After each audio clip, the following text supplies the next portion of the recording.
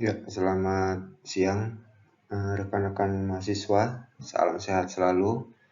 Kita akan lanjut materi mengenai pembangunan berkelanjutan. Ya, pada pertemuan kali ini kita akan membahas mengenai pengelolaan sampah ya dan prinsip 3R. Ya, jadi di sini kita akan melihat ya terkait dengan beberapa outline. Yang pertama kita akan lihat sumber dan klasifikasi sampah ya. Jadi bagaimana menjelaskan sumber penyebab sampah dan pengelompokan sampah. Ya, bagian kedua kita akan melihat mengenai dampak sampah terhadap lingkungan, ya, menjelaskan dampak negatif khususnya terhadap manusia dan ekosistem. Kemudian di bagian ketiga kita akan melihat bagaimana pengelolaan sampah yang berkelanjutan, ya, upaya penanggulangan sampah secara berkelanjutan dengan prinsip 3R, ya. Untuk sebelum memulai perkuliahan kita harus paham dulu ya, apa sih yang disebut dengan sampah ya. Jadi sampah ini adalah sesuatu hal yang tidak digunakan ya, tidak dipakai, tidak disenangi, atau sesuatu yang berasal dari kegiatan manusia yang tidak terjadi sendirinya. Ini sumber yang diambil dari WHO ya. Jadi kalau menurut ilmu ekonomi, sampah juga kita bisa definisikan sebagai sisa material atau barang yang tidak diinginkan atau tidak memiliki nilai manfaat setelah berakhirnya proses produksi ataupun proses konsumsi. Nah, dari definisi tersebut. Nah, kemudian kita akan lihat ya, sumber klasifikasi sampah ini apa saja ya. Jadi di sini kita bisa lihat sumber sampah bisa berasal dari 6 bagian. Yang pertama kita sebut dari alam ya. Jadi contoh sampah yang dari alam ini adalah contoh hal yang terjadi karena proses alami ya. Misalnya daun kering ya, kotoran hewan ya, yang kelak akan terurai menjadi unsur hara. Ini sumber sampah yang tidak terlalu berbahaya ya. Kemudian ada sumber sampah dari konsumsi ya. Konsumsi ini bisa dihasilkan oleh kegiatan manusia ya, baik itu penggunaan barang yang baik itu juga dari sesuatu yang sengaja dibuang ke tempat sampah ya. Yang berikutnya juga dapat berbentuk padat ya, limbah dapur maupun limbah cair ya, sisa air mandi atau bekas cucian. Kemudian ada sampah yang berasal dari nuklir dan ini tentunya merupakan hasil dari fusi nuklir ya. Jadi proses reaksi nuklir dan fisi nuklir yang menghasilkan uranium dan thorium, dan ini sangat berbahaya bagi lingkungan dan beracun bagi manusia, sehingga ini perlu adanya suatu proses apa yang kita sebut dengan manajemen sampahnya ya, manajemen waste ya, karena di sini juga perlu adanya suatu tempat untuk membuang limbah yang biasanya ini bisa dilakukan ke dasar laut dan sebagainya. Nah, kemudian sampah juga bisa berasal dari manusia ya. Jadi sampah ini dihasilkan dari sisa pencernaan manusia berupa feses atau urin. Nah, ini juga bisa menjadi masalah kesehatan ya. Jadi dibutuhkan juga pola atau sistem sanitasi yang baik untuk menghindari terkontaminasinya sisa hasil buangan manusia itu dengan air bersih, dan ini juga bisa menjadi tempat untuk penularan penyakit ya. Kemudian ada sampah yang dihasilkan dari industri ya, jadi dari proses industri atau hasil sisa yang tidak diinginkan. Nah, ini juga bisa dalam skala besar ya maupun skala kecil, dan tentunya juga perlu adanya proses treatment ya sebelum dibuang langsung ke alam, dan bisa berupa cair, bisa berupa padat, bisa berupa gas ya, sisa pembakaran energi. Dan yang terakhir ada sisa hasil tambang ya, yang kadang kita sebut namanya tailing, yang merupakan limbah bisa batuan atau bisa tanah halus, sisa pengurusan dan pemisahan ekstraksi mineral berharga ya. Kemudian juga di sini bisa mengandung berbagai bahan kimia, baik itu klorida, perak, arsen, aluminium, merkuri, dan lainnya, yang jika dibuang ke laut juga bisa menyebabkan kerusakan ekosistem. Nah, kemudian kita juga bisa klasifikasikan sampah ya dalam 3 kategori. Di sini bisa kita sebut sampah organik, sampah anorganik dan sampah B3 ya. Jadi kalau sampah organik adalah tadi berasal dari jasad hidup ya, yang dapat membusuk dan dapat hancur secara alami. Jadi bisa disebut nanti istilahnya sampah organik basah dan sampah organik kering. Kemudian ada yang kedua adalah sampah anorganik ya. Jadi ini sampah yang tidak dapat membusuk atau sulit membusuk ya. Jadi ini tersusun dari senyawa non-organik. Bisa juga dari sumber daya alam yang tidak diperbarui seperti misalnya dari minyak bumi atau dari mineral atau dari suatu proses industri seperti plastik ya, botol kaca dan sebagainya. Kemudian ada sampah B3 ya, beracun, berbahaya dan bau ya. Jadi di sini sampah di sini adalah sampah yang memiliki sifat konsentrasi atau volume yang berbahaya bagi kelangsungan kehidupan manusia sehingga memerlukan pengolahan khusus. Misalnya sampah hasil industri ya, ataupun sampah dari industri farmasi atau kesehatan ya. Ada juga sampah yang mudah meledak dalam suhu tertentu dan bertekanan tinggi, mudah teroksidasi dan bersifat korosif atau bisa menimbulkan gejala karsinogenetik dan mutagenik ya. Nah, itu ada 3 kategori sampah yang kita bisa lihat. Nah, kemudian sekarang kita lihat dampak sampah ya. Jadi sampah ini memiliki dampak ya terhadap lingkungan ya. Yang pertama adalah turunnya kesehatan masyarakat ya, ataupun di sini kita bisa lihat bahwa banyak sekali penyakit yang bisa diakibatkan adanya keberadaan sampah ya. Biasa itu berbentuk bakteri ya, yang bisa disebarluaskan dari serangga ya, seperti lalat ya, bisa menyebabkan penyakit tipes ya, atau gangguan pencernaan dan lain-lain ya. Yang kemudian juga kita bisa lihat bahwa dampak sampah yang lain adalah pencemaran tanah dan air. Tentunya ini juga menjadi satu hal yang penting ya, karena elemen tanah dan air adalah salah satu elemen dalam planet ini yang sangat penting buat kelangsungan hidup ya. Jadi di sini juga perlu dijaga kualitas daripada mutu air dan mutu tanah itu sendiri. Dan tentunya juga beberapa sampah yang cukup berbahaya untuk tanah dan air adalah sampah yang dari bahan anorganik ya, karena memang sulit diurai ya, dan juga tentunya sampah B3 ya. Dan yang terakhir adalah dampak sampah terhadap lingkungan adalah pencemaran laut ya, karena laut adalah hampir 70% ya, elemen di planet bumi ini adalah laut, sehingga pencemaran laut sangat berpengaruh terhadap kelangsungan atau keberadaan ekosistem di muka bumi. Tentunya laut juga kita tahu bahwa laut itu adalah salah satu elemen yang sangat penting untuk menyerap keberadaan CO2, dan juga kita tahu bahwa laut memiliki sumber daya fauna yang sangat besar ya, yaitu ikan dan biota laut lainnya yang tentunya itu baik buat pangan manusia maupun juga buat bahan pengobatan ya. Dan tentu perlu adanya suatu penanganan yang baik ya, karena kalau kita lihat dari dampak sampah ini justru bisa berakibat yang kurang baik ya buat kelangsungan kehidupan manusia.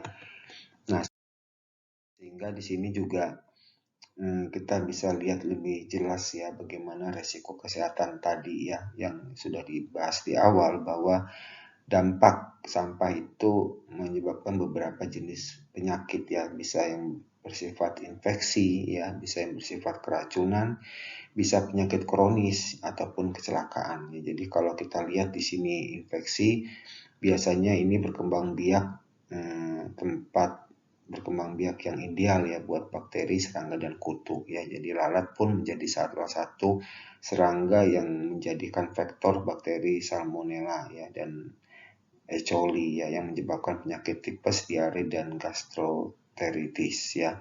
Begitupun juga dengan nyamuk ya, yang bisa menyebabkan vektor penyakit demam berdarah maupun malaria.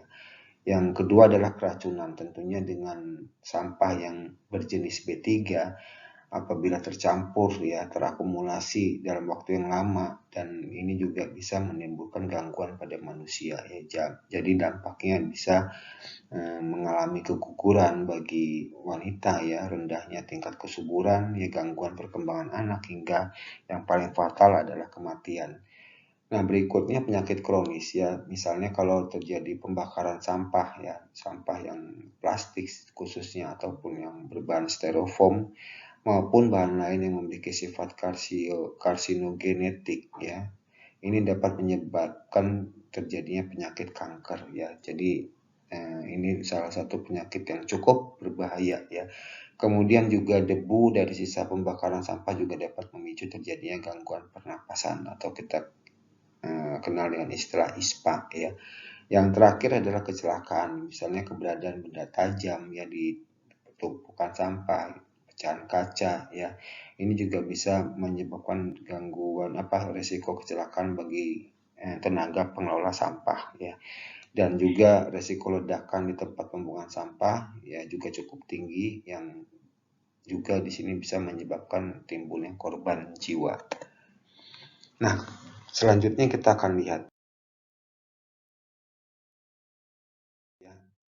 bagaimana sampah melakukan pencemaran terhadap tanah dan air. Jadi di sini adalah pencemaran tanah sendiri adalah rusaknya permukaan tanah ya dan bumi akibat aktivitas manusia.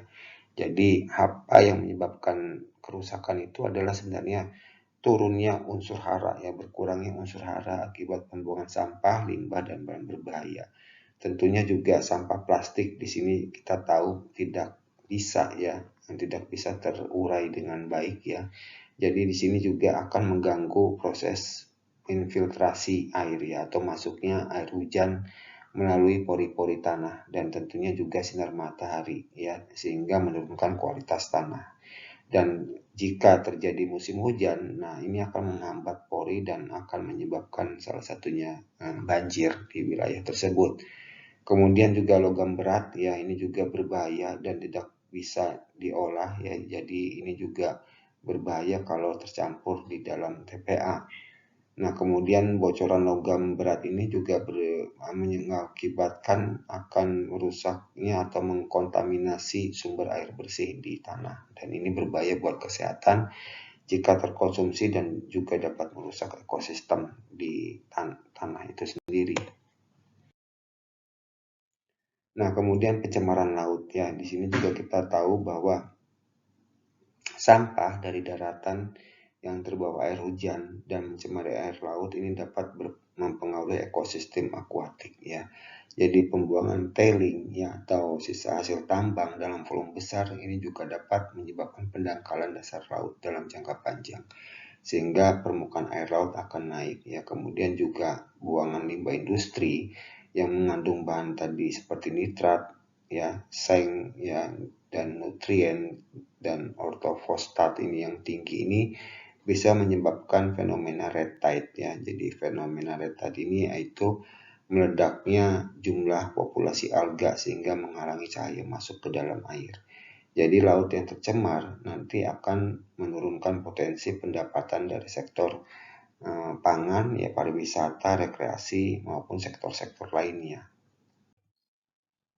Nah, kemudian juga karena kita sudah memahami ya dampak sampah, baik itu buat manusia maupun buat lingkungan, nah sehingga kita perlu adanya upaya ya bagaimana menangani sampah yang baik, yang bijak ya.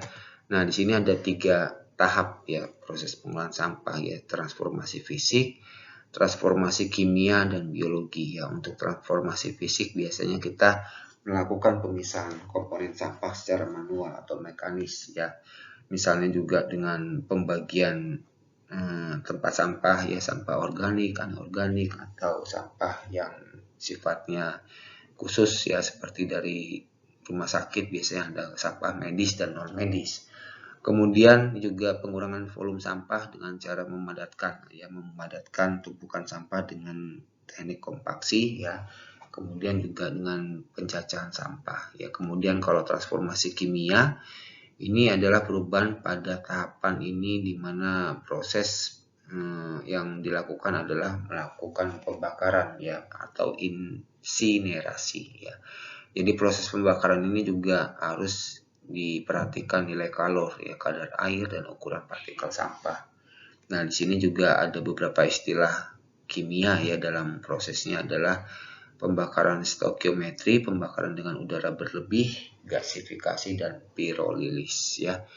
Kemudian yang terakhir adalah transformasi biologi ya, yaitu melakukan perubahan bentuk sampah dengan memanfaatkan aktivitas mikroorganisme untuk mendekomposisi sampah menjadi bahan stabil. Ya, jadi di sini salah satunya juga misalnya dengan pembuatan sampah yang bisa dimanfaatkan untuk kompos ya, ini juga salah satu proses transformasi biologi. Dengan teknik biotransformasi yang umum dikenal adalah penguraian aerobik ya, produk berupa kompos, dan penguraian anaerobik yaitu produk berupa gas metana, CO2, gas lain, humus atau lumpur ya. Nah, ini adalah proses pengolahan sampah ya dalam berbagai karakteristiknya. Nah, kemudian juga paradigma lain juga yang kita harus pahami adalah bagaimana pengelolaan sampah di tingkat wilayah ya. Jadi di sini kalau dulu sampah itu dilakukan hanya dengan dikumpul, diangkut, dibuang. Nah, sekarang paradigma yang baru adalah pengelolaan sampah dengan mengedepankan prinsip 3R ya, yaitu reuse, reduce, dan recycle ya. Jadi setelah melakukan tahap ini barulah kita lakukan pemisahan sampah yang tidak terpakai, baru diangkut, kemudian diproses sampai TPA akhir ya, atau tempat pembuangan akhir. Nah, berdasarkan Undang-Undang Nomor 18 tahun 2008 ya, jadi pengelolaan sampah merupakan kegiatan sistematis ya, yang berkelanjutan, yang terdiri dari kegiatan pengurangan dan penanganan. Ya, tadi pengurangan dengan 3R, dan penanganan adalah dengan proses pengangkutan dan pembuangan ke tempat TPA. Nah, dengan adanya paradigma baru ini diharapkan mampu mengurangi jumlah sampah ya, mengurangi timbunan sampah sehingga dapat menekan kebutuhan lahan penimbunan yang memang di perkotaan semakin kesini semakin sulit ya mencari tempat pembuangan akhir. Nah, kemudian kalau kita bahas lebih lanjut ya konsep 3R ya, yaitu reduce, reuse, dan recycle. Nah, di sini kita bisa lihat ya. Yang pertama adalah reduce ya. Reduce ini adalah upaya untuk mengurangi pola hidup konsumtif ya, serta senantiasa menggunakan benda tidak sekali pakai ya. Jadi di sini menggunakan misalnya tumbler ya untuk minum, jadi tidak menggunakan kemasan mineral ya, botol plastik. Kemudian juga harapannya dengan adanya penggunaan tumbler sehingga mengurangi jumlah limbah plastik melalui botol air mineral ya. Kemudian yang kedua adalah reuse ya, menggunakan ulang ya. Jadi di sini upaya memanfaatkan kembali bahan sampah melalui penggunaan yang berulang agar tidak langsung menjadi sampah, baik untuk fungsi yang sama atau fungsi yang lain. Misalnya kaleng bekas minyak tanah ya, atau kaleng bekas susu, atau kaleng bekas apapun bisa dimanfaatkan untuk menggunakan pot ya, digunakan untuk pot, untuk tanaman, untuk hiasan dan sebagainya.